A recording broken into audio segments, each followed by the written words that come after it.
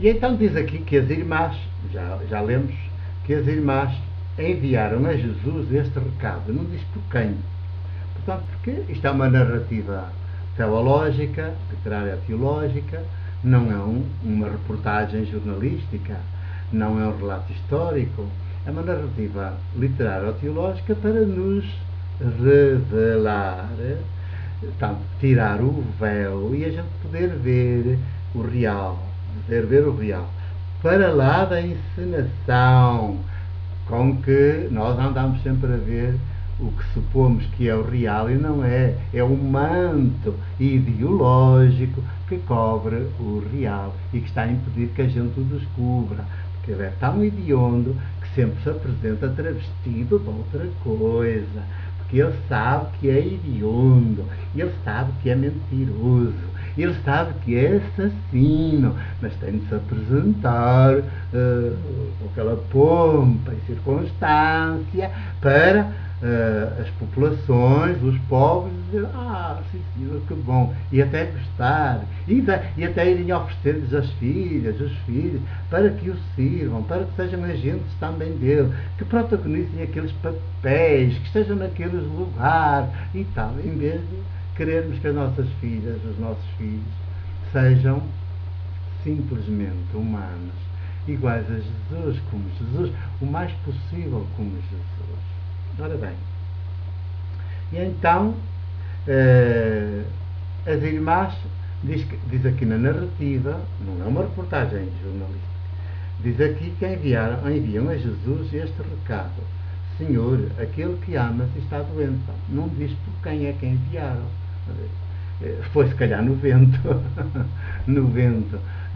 Jesus é que se percebe das realidades. Jesus é que está. E, portanto, digamos que a notícia da situação é conhecida diretamente por Jesus. Jesus é que se aproxima, toma conhecimento e, portanto, Jesus toma consciência, toma conhecimento que, digamos, se considerarmos esta Betânia geográfica a 3 km de Jerusalém e na narrativa esta Betânia geográfica é, digamos, também uma grande personagem na narrativa teológica, ela também assume um papel muito importante, decisivo, determinante. O facto de dizer que está a 3 km de Jerusalém significa uma população completamente dominada pela ideologia do Templo de Jerusalém, pela ideologia dos dirigentes judeus.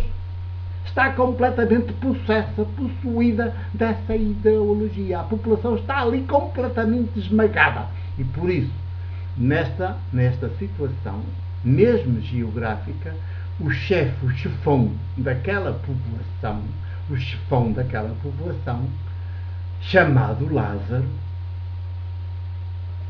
que está aqui representado por Lázaro, o chefão só pode ser caracterizado como aqui é caracterizado nesta narrativa, neste sinal: doente, nunca tem uma palavra, nunca dá uma palavra, é uma presença doente, que depois finalmente já está morto, depois já está no túmulo, e no túmulo com uma pedra em cima, e que depois é dito como já há 4 dias está no túmulo e, portanto, já cheira mal. Só que a gente pensa, pelas catequeses falsas que nos têm ensinado, a gente pensa que isto é um Lázaro, um homem concreto, carne e osso, como o Sr. António, o Sr. Manuel da aldeia tal, o Sr. Presidente desta freguesia ou daquela, ou o Sr. Presidente da Câmara daquela população. A gente pensa que é assim um homem de carne e osso, Lázaro sem mais, e que está mesmo doente daquela doença clínica, e depois que morre mesmo daquela morte biológica, e depois que vai para um túmulo, daqueles túmulos que a gente também tem por aí pelos cemitérios, alguns dos quais assim, ainda mais com mais requinte do que este, que também tem as pedras tumulares, tudo aquilo em cima ali, e depois com grandes enfeites e isso tudo, com grandes vaidades, E depois pensamos que é assim, que a narrativa que está a dizer, a falar de uma realidade tal e qual. E não percebemos que é o grande chefão que já cheira mal, quer dizer, e ele é o grande chefão, o representante em Betânia daquela população do institucional religioso, então do judaísmo ortodoxo puro e duro, do poder do judaísmo enquanto poder político, religioso político, que digamos que está representado maximamente no sumo sacerdote, ou nos sumos sacerdotes, pois que este institucional, que em Betânia tem o seu representante máximo, que é um homem, só podia ser, um machão, um patriarca, que é calado e cala os outros todos. E, portanto, que é doente e põe doentes os outros todos, que depois morre e, portanto, também mata os outros todos, que depois cheira mal, já está em corrupção e está a corromper os outros todos. Mas não é assim nas nossas povoações. Não há lá um senhor importante, mais importante que os outros, que é doente, muito ativo, mas doente, que tudo o que diz é nada.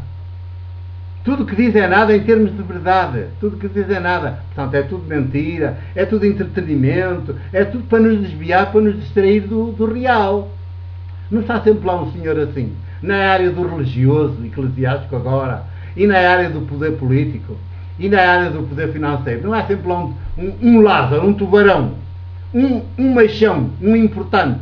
Não é sempre lá um. Pois há. Ao nível do religioso é o Sr. Pá, a Sra. Barra, o pároco. Mas se for um território mais amplo, o conjunto das paróquias, é o bispo residencial. Dom fulano de tal, pronto, o Dom fulano de tal, Dom Lázaro, pois, o machão, e depois o patriarca, quando chega a uma terra é recebido com pompa e circunstância, não como um ser humano, que entra assim, como um menino, não, ele nunca se aproxima de ninguém, nem ninguém se aproxima dele, nessa dimensão, porque é sempre o senhor bispo.